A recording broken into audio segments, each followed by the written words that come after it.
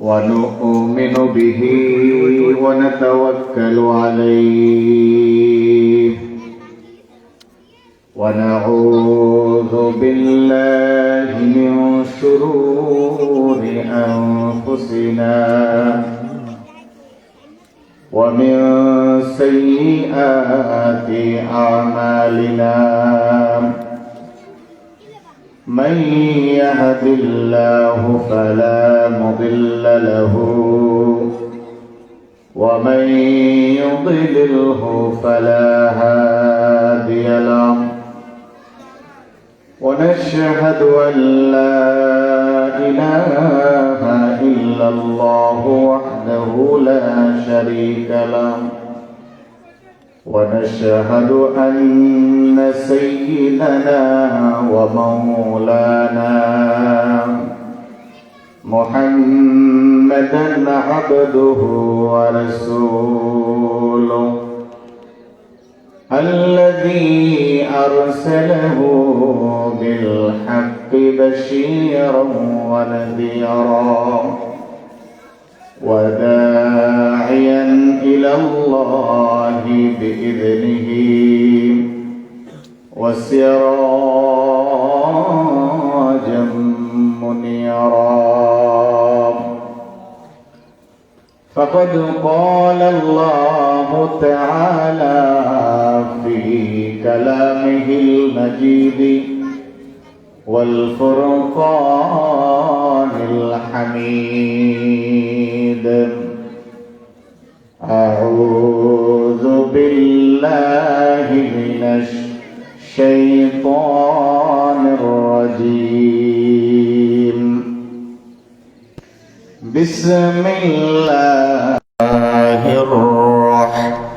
الرحمن الرحيم يا أيها الذين آمنوا ادخلوا في السلم كافة ولا تتبعوا خطوات الشيطان إنه لكم عدو مبين وقال رسول الله صلى الله عليه وسلم من يرد الله خيرا يفقهه في الدين صدق الله مولانا العظيم وصدق رسوله النبي الكريم ونحن على ذلك من الشاهدين والشاكرين والحمد لله رب العالمين وقال تعالى في شان حبيبه إن الله وملائكته يصلون على النبي يا أيها الذين آمنوا صلوا عليه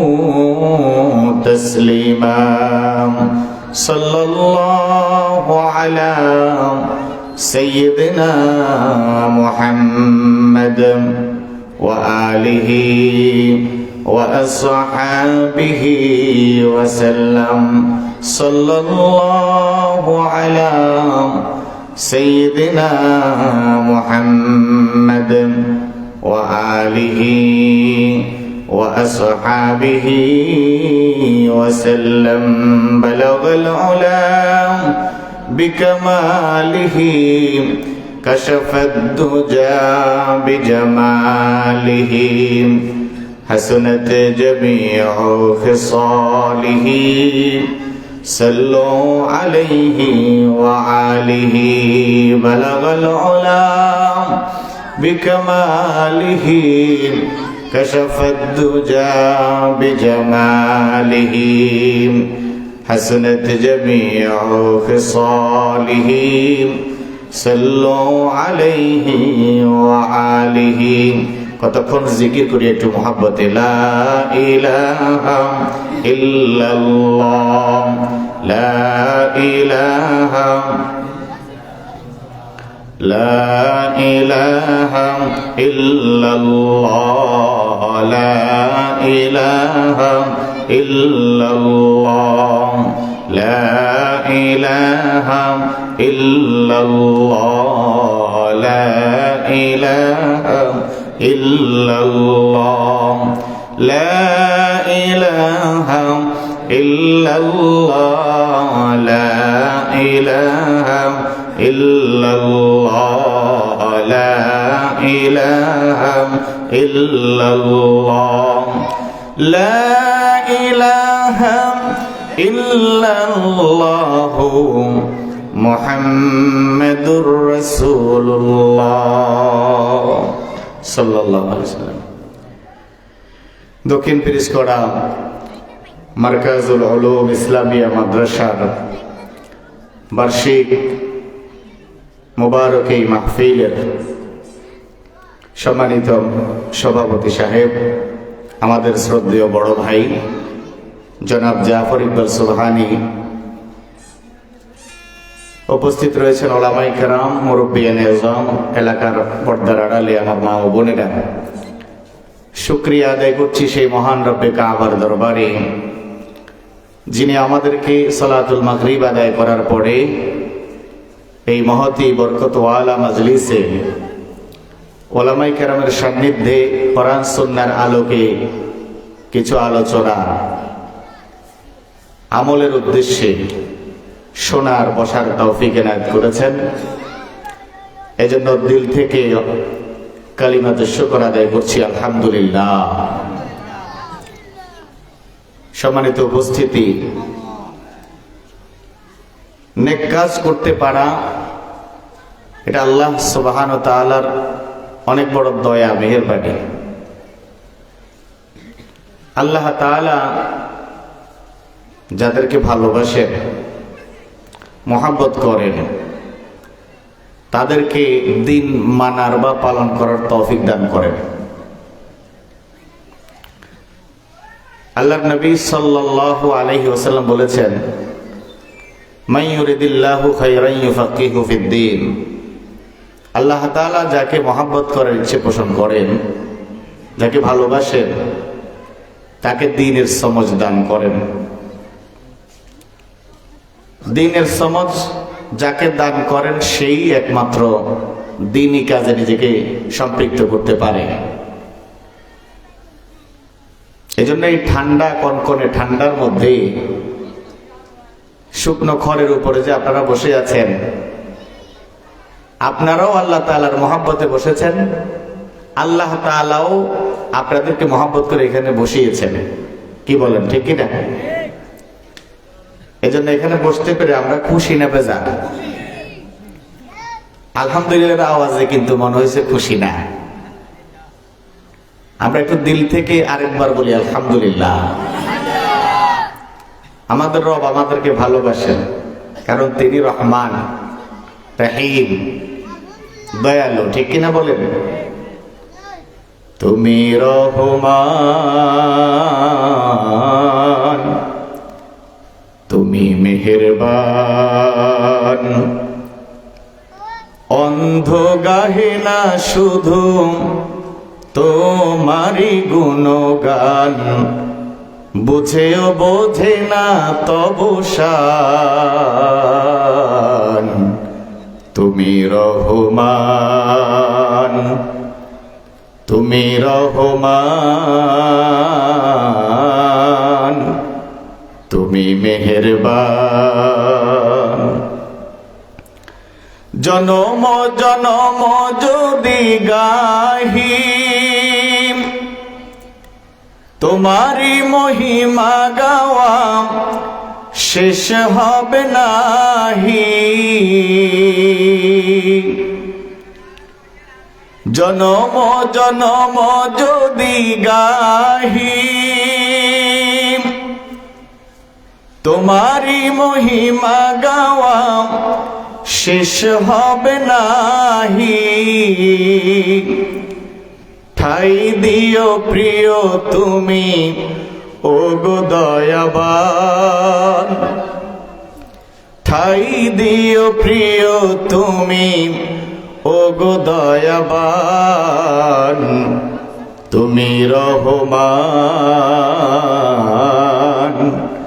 তুমি মেহেরবান। ঠিক কিনা বলেন? এজন্য রব আমাদেরকে ভালোবাসেন, আসলেই ভালোবাসেন। কতটুকু ভালোবাসেন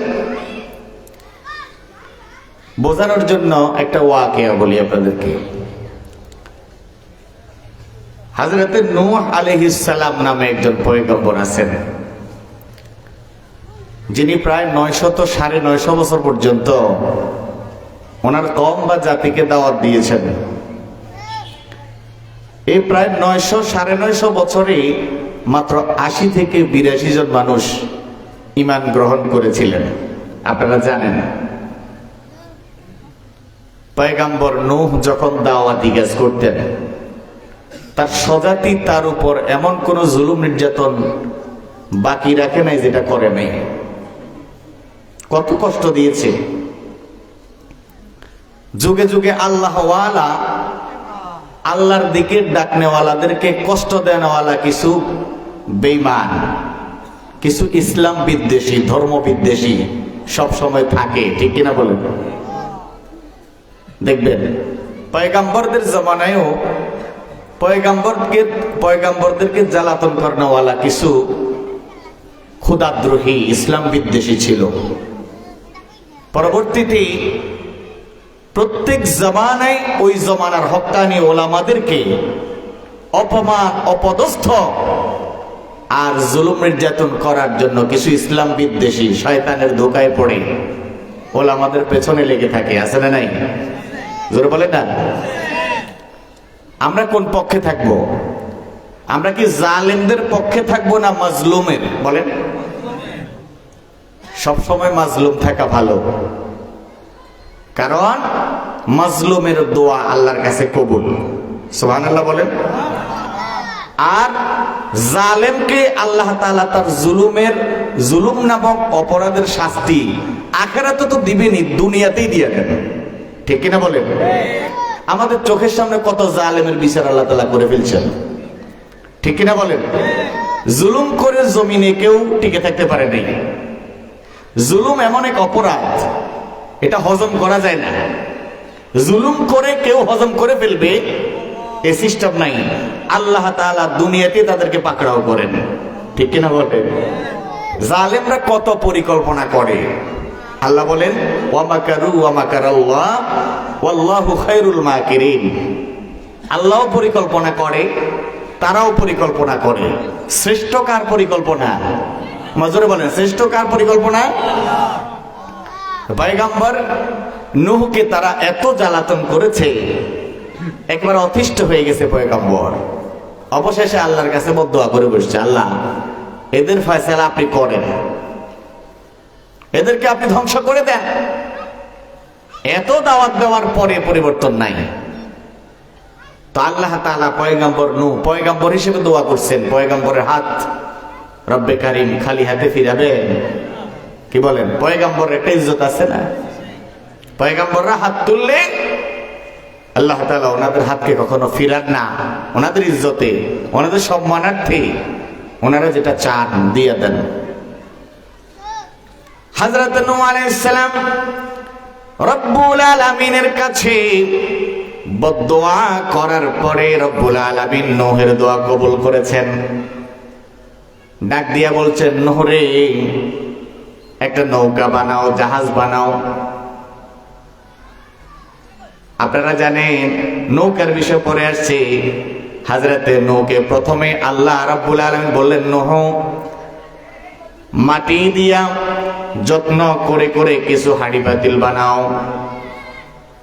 কেন বানাইতে বলছেন? এটার হিকমত একমাত্র তিনি জানেন। ঠিক কিনা বলেন?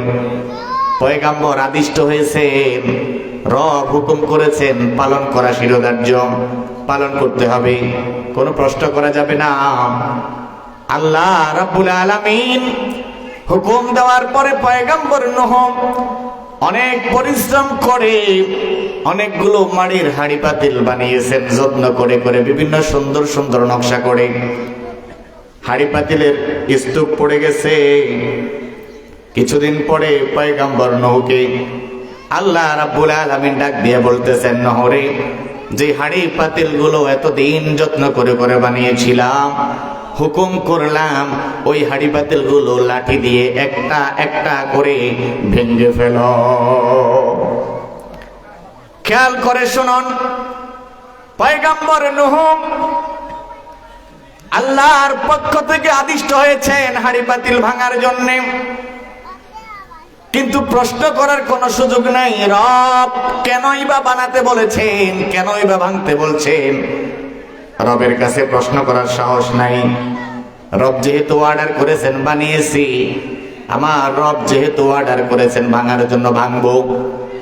হুকুম আসার পরে হযরতে নূহ আলাইহিস সালাম একটা একটা করে নিজের হাতে যত্ন করে বানানো প্রত্যেকটা হাঁড়ি পাতিল ভেঙে ফেলেছেন।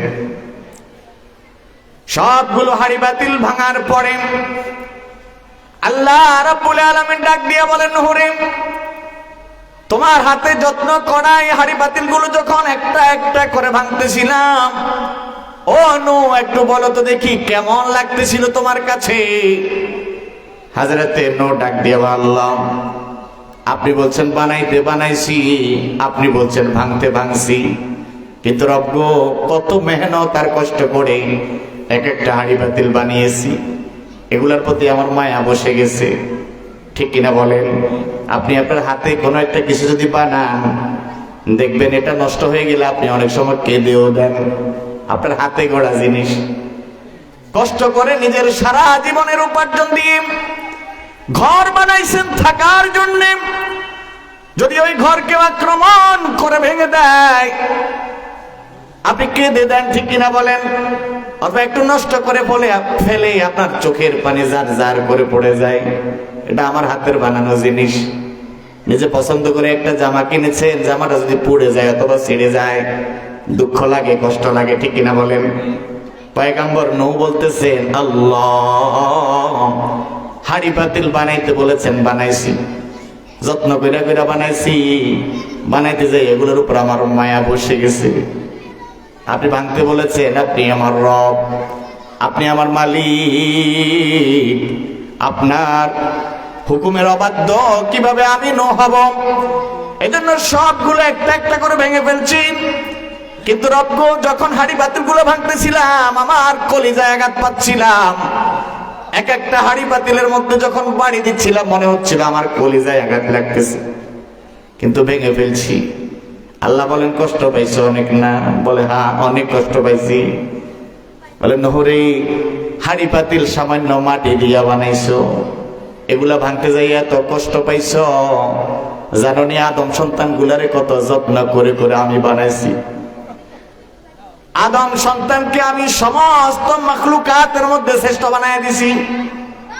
আল্লাহ বলেন, ওয়ালাকাদ কাররামনা বনি আদম, আদম সন্তানকে 18,000 মাখলুকাতের মধ্যে শ্রেষ্ঠ বানায় দিছি, সবার চাইতে সম্মানিত বানায় দিছি। সুবহানাল্লাহ বলেন। আদম সন্তানকে সুন্দর গঠন প্রণালী দিয়ে যত্ন করে করে বানাইছি। আল্লাহ তাআলা বলেন, লাকাদ খালাকনাল ইনসানা ফি আহসানি তাকওয়িম, অবশ্যই আমি মানুষকে সুন্দর আর উত্তম আকৃতি দিয়ে সৃষ্টি করছি। ও আমার নূহ, যখন তুমি বদদুয়া করে বসলা, পয়গম্বর হিসেবে হাত তুলেছ, তোমার হাত খালি হাতে ফিরাই না, তোমার সম্মানার্থে। এ কারণে একটা একটা করে যখন তোমার জাহাজ বানাইবার জন্য আদেশ করলাম, তুমি যখন জাহাজে উঠে গেলা, যারা ঈমান এনেছে তাদেরকে নিয়ে বেঈমান আমার বান্দাগুলোকে এক একটা করে পানির মধ্যে, প্লাবনের পানির মধ্যে চুবাইয়া চুবাইয়া যখন মারতেছিলাম, যেভাবে তুমি কষ্ট পেয়েছো মাটির হাঁড়ি পাতিল গুলো ভাঙতে, নূহ রে, জানোনি তোমার যে হাজার লক্ষ কোটি গুণ আমি রব্বুল আলামিন কষ্ট পাইছি। সুবহানাল্লাহ বলেন, আর একটু জোরে একসাথে বলেন না সুবহানাল্লাহ। আমাদের রব আমাদেরকে এত ভালোবাসে, এত ভালোবাসেন, সেই রবের ভালোবাসাকে বৃদ্ধাঙ্গুলি দিয়ে রবের সঙ্গে বেঈমানি করে, আছে না নাই? 24 ঘন্টা রবের নেয়ামত ভোগ করে। এত দামি চোখগুলো যেগুলো কোটি টাকা দিয়েও পাওয়া যাবে না, কে দিয়েছেন? এত আসতে বললেন। আপনার ছেলে মসজিদের IPS এর জন্য 10,000 টাকা দিছে, আপনি জুমার দিন দাঁড়াইয়া চিল্লাইয়া বলেন আমার ছেলে 10,000 টাকা দিছে। কত গর্ব লাগে, গৌরব লাগে, আছে না নাই? আপনার রব আপনাকে যে চোখ দিয়েছেন, এই চোখের কোনো মূল্য হয় নাকি? কথা কয় না, মুখ খুলতে হবে, মূল্য হয়। আপনার রব আপনাকে হাত পা দিয়েছে, এই যার হাত নাই সে বুঝে হাতের কত মূল্য, ঠিক কিনা বলেন? এই হাত কিন্তু বাজারে কিনতে পাওয়া যায় না, এটার কোনো মূল্য হয় না, অমূল্য, ঠিক কিনা বলেন? আপনার রব আপনাকে কত দামি পা দিছে, যেটার কোনো মার্কেটে কোনো মূল্য হতে পারে না, ঠিক কিনা বলেন? যতই প্লাস্টিকের পা লাগাও, আল্লাহর দেয়া বাস্তব পায়ের মতো সেই মজার তুমি পাইবে না। চিল্লা বলেন ঠিক কিনা? বন্ধুগণ আমার, তোমার রব তোমাকে আরো একটা এমন দামি জিনিস দিয়া দিছে, গোটা দুনিয়া বিক্রি করলে তার মূল্য হবে না, সেটা কিনতে পাইবে না মার্কেটে। বলেন সেটা কি? আকল, ব্রেন, ঠিক কিনা বলেন? এই ব্রেন যদি চলে যায়, চোখ তো হারাইলে কারো থেকে হয়তো আরেকটা নেওয়া যায়, ঠিক কিনা বলেন? কিন্তু ব্রেন নামক এই নেয়ামত যদি একবার কেউ হারায়, তো গোটা দুনিয়া তালাশ করলেও ব্রেইন নামক এই দৌলত আর কোনোদিন পাওয়া যাবে না। যেই রব তোমাকে অমূল্য অমূল্য সম্পদগুলো তোমার 3.5 হাত বডির মধ্যে ফিটিং করে দিল, সেই রবের শুকরিয়া আদায় করতে এত কৃপণতা কিসের?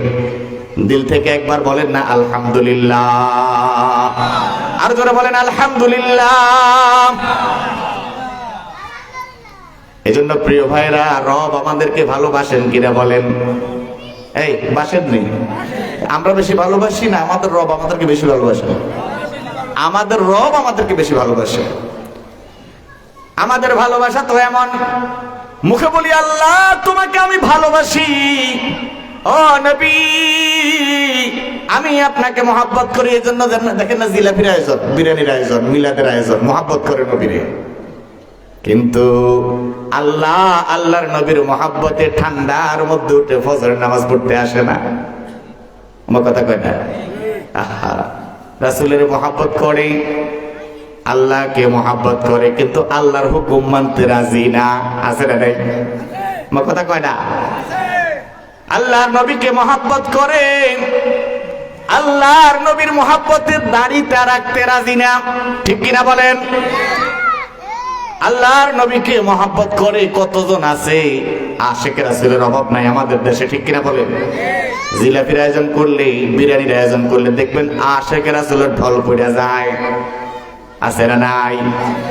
কিন্তু আশিকের রাসূল নবীর মহব্বতে দাড়িটা রাখতে পারে না, আশিকের রাসূল নবীর মহব্বতে জুব্বাটা গায়ে দিতে পারে না, আশিকের রাসূল নবীর মহব্বতে পর্দা করতে পারে না, আশিকের রাসূল নবী আল্লাহ আল্লাহ রাসূলের মহব্বতে সুদ ছাড়তে পারে না, আশিকের রাসূল আল্লাহ আল্লাহ রাসূলের মহব্বতে ঘুষ ছাড়তে পারে না, আছে না নাই? আশিকের রাসূলের পরিবারে রাসূলুল্লাহর সুন্নাহ নাই, আল্লাহ পাকের বিধান নাই, ঠিক কিনা বলেন? আশিকের রাসূলের গোটা জিন্দেগিতে আল্লাহ রাসূলের তরিকা নাই, সুন্নাহ নাই, আল্লাহর বিধান নাই। এমনি মুখে বলি মারে ভালোবাসি ভালোবাসি, ভালোবাসো তুমি জিলাপিকে, রাসূলুল্লাহকে ভালোবাসো না, ঠিক কিনা বলেন? প্রকৃত মহব্বত হবে কার জন্যে? নবীজির জন্যে। প্রকৃত মহব্বত হবে কার জন্যে? আল্লাহ আল্লাহ রাসূলের জন্যে। এজন্য আল্লাহ তাআলা নেয়ামত দিয়েছেন, নেয়ামত এক একটা নেয়ামত অমূল্য, ঠিক কিনা বলেন? রব্বুল আলামিন বলেন লা ইন শাকারতুম লা আযীদান্নাকুম ওয়া লা ইন কাফারতুম ইন্না আযাবী লাশাদীদ। নেয়ামত পাওয়ার পরে যখন শুকর আদায় করবা, নেয়ামত বাড়ায় দিব। যদি না শুকরি করো নিয়ামত ছিনায় নিব। নিয়ামত পাওয়ার পরে শুকর আদায় কাকে বলে?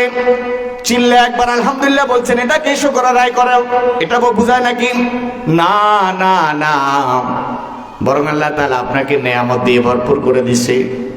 আপনি রবের দরবারে ঠান্ডা পানি দিয়ে ওযু কইরা এসে সিজদা দেওয়া, এটাকে বলে শুকর। ঠিক কিনা বলেন? 5 ওয়াক্ত হাইয়া আলাস সালাহ ডাক শোনার পরে মসজিদে এসে ইমামের পেছনে নামাজে দাঁড়ায় যাওয়া, এটাকে বলে প্রকৃত শুকর আদায় করা। ঠিক কিনা? নিজের ব্যক্তি জীবনে ইসলামকে ফিটিং করা, নিজের লেনদেন আচার ব্যবহার সবকিছু সামাজিক পারিবারিক রাষ্ট্রীয় সমস্ত কাজকর্ম ইসলাম মোতাবেক করা, এটা হচ্ছে রবের শুকর আদায় করা। ঠিক কিনা? এছাড়া রবের শুকর আদায় হবে না। মুখে যত চিল্লা চিল্লি করে রবের শুকর আদায় হবে না। ঠিক কিনা বলে? আমরা মুসলমান, আমাদের প্রত্যেকটা ক্রিয়াকর্ম হবে ইসলাম অনুযায়ী। ঠিক কিনা? এই যে দেখেন না, 31শে ডিসেম্বর গেল, ইয়ং যারা আছে, যুব সমাজ যারা আছে, তারা বুঝে এটারে কি বলে। 31st নাইট আছে না নাই? শহর বন্দর গুলোতে মানুষ ঘুমাইতে পারে না, বাজির আওয়াজে শিশু বাচ্চা মারা গেছে এমন খবর পত্র পত্রিকায় আসে। ঠিক কিনা বলেন? বাজির আওয়াজে পাখিগুলো মরে সাফ হয়ে গেছে এমন খবর পত্র পত্রিকায় আসে। ঠিক কিনা বলেন? অথচ যারা এই কাজগুলা করতেছে এরা কি মুসলমান না? মজুর বলেন, এরা কি বেঈমানের ছেলে? আরে 31শে ডিসেম্বর রাত্রে 12টা, যখন ঘড়ির কাঁটা যখন বরাবর 12টা বাজলো, 12টা বাজার সঙ্গে সঙ্গে সারা দেশে একটা আতশবাজির মহড়া আরম্ভ হয়েছে, বিশেষ করে শহর বন্দরগুলোতে। ঠিক কিনা বলেন? বলেন তো, এই কাজগুলো যারা করেছে এরা কিন্তু এক একটা আব্দুর রহমান, আব্দুর রহিম, নুরুল ইসলাম, অমুক ইসলাম, তমুক ইসলাম। ঠিক কিনা বলেন? সবগুলো মুসলমানের বাচ্চা, একটাও হিন্দু আর মুশরিকের বাচ্চা নাই। এই মুসলমানের বাচ্চারা কেন রাত্রের 12টা বাজে অসুস্থ রোগীর ক্ষতি করে, শিশু বাচ্চাদের ক্ষতি করে, প্রাণীকুলের ক্ষতি করে, মানুষের ঘুম আরামায়েশের ক্ষতি করে, বিজাতীয় ফ্যাশনকে নিজেদের ফ্যাশন বানায়া, বিজাতীয় সংস্কৃতিকে নিজেদের সংস্কৃতি বানায়া এই যে কারবারটা করলো, এটাকে কখনো মুসলমানিত্বের আচরণ বলা যায় নাকি? চিল্লা বলে না? চিল্লা বলেন। খবরদার, মুসলমান কোরবানি গরু গোশত খাওয়ার মুসলমান হলে হবে না। মুসলমান রমজানে ইফতার করার মুসল্লি হলে হবে না। এই মুসলমান নামের মুসলমান হলে হবে না। আল্লাহ বলেন, ইয়া আইয়ুহাল্লাযীনা আমানু দুখুলু ফিস সিলমি কাফফাম ওয়া লা তাত্তাবিউ খুতুওয়াতিশ শাইতান। আল্লাহু আকবার। আল্লাহ বলেন, পরিপূর্ণ মুসলমান হও, পরিপূর্ণ মুসলমান হও। নামাজ পড়বা, গান বাজনাও করবা, নামাজ পড়বা, সুদও খাইবা, নামাজ পড়বা, গোশও খাইবা, এটাকে মুসলমানিত্ব বলে না। ঠিক না? এটাকে মুসলমানিত্ব বলে না। তোমাকে একদিন যেতে হবে, এটা মনে রাখতে হবে। চিল্লা বলে ঠিক না? যেতে হবে খালি হাতে, যেতে হবে খালি হাতে, সঙ্গে কিছুই যাবে না। 3.5 হাত জায়গা পাবি, পাবি না রে বিছানা। ঠিক না? 3.5 হাত জায়গা পাবি, পাবি না রে বিছানা। যেতে হবে খালি হাতে, যেতে হবে খালি হাতে, সঙ্গে কিছুই যাবে না। 3.5 হাত জায়গা পাবি, পাবি না রে বিছানা। 3.5 হাত জায়গা পাবি, পাবি না রে বিছানা। আজকে তুমি যাদের লাগি করছো বাহাদুরি, ঠিক কিনা বলেন? যেতে হবে একদিন তোমায় তাদের সবাই ছাড়ে। ঠিক কিনা? আজকে তুমি যাদের লাগি করছো বাহাদুরি, যে যেতে হবে তাদের ছেড়ে, একদিন তোমায় ছাড়ি। ঠিক কি না? এই দুনিয়ার খেলতামাশায় পড়ে থাকা যাবে না, 3.5 হাত জায়গা পাবি না রে বিছানা, 3.5 হাত জায়গা পাবি না রে বিছানা। তোমার ডান পাশে, তোমার বাম পাশে, তোমার বাড়ির সামনে পেছনে কত তোমার চাচা জেঠা দাদারা দুনিয়া থেকে চলে গেল। দুনিয়াতে 5 তলা 10 তলা বিল্ডিং এর মালিক, 5 খানি 10 খানি 20 খানি সম্পত্তির মালিক, 10-20টা ব্যবসা প্রতিষ্ঠানের মালিক, কিন্তু যাওয়ার সময় 3 টুকরা সাদা কাপড়ই পাইছে। ঠিক কিনা বলেন? দামি কোনো রেশমি কাপড় পায় নাই, নামি দামি কোনো কিছু পায় নাই। মসজিদের ওই খাটটা, যেই খাটের মধ্যে রিকশাওয়ালা ওঠে, ঠেলাওয়ালা ওঠে, জমিদার ওঠে। ঠিক কিনা বলেন? তোমার জন্য দামি কোনো খাটের ব্যবস্থা করা হয় নাই। খাট ওইটাই যেটাতে একজন নিম্নমানের আল্লাহর বান্দা ওঠে। তুমি যত উঁচু মানেরই হও না কেন, তুমি সেই ঘরই পাইছ যেই ঘরের 3.5 জায়গা। এর চেয়ে বেশি জায়গা তোমার চাইলেও দেওয়া হবে না, তুমি চাইতেও পারবা না। যাওয়ার মতো সেই শক্তি আর ক্ষমতা তোমার ইন্তেকালের পরে, চোখ দুটা বন্ধ হওয়া যাওয়ার পরে এই শক্তি আর ক্ষমতা আর থাকবে না। এই শক্তি ক্ষমতা কেড়ে নেবেন কে? চিল্লা বলেন কে? আল্লাহ রাব্বুল আলামিন আমাদেরকে পরিপূর্ণ মুসলমান হওয়ার তৌফিক দান করুন। আমিন বলেন না? ওয়া আখিরু দাওয়ানা আনিল হামদুলিল্লাহি রাব্বিল আলামিন।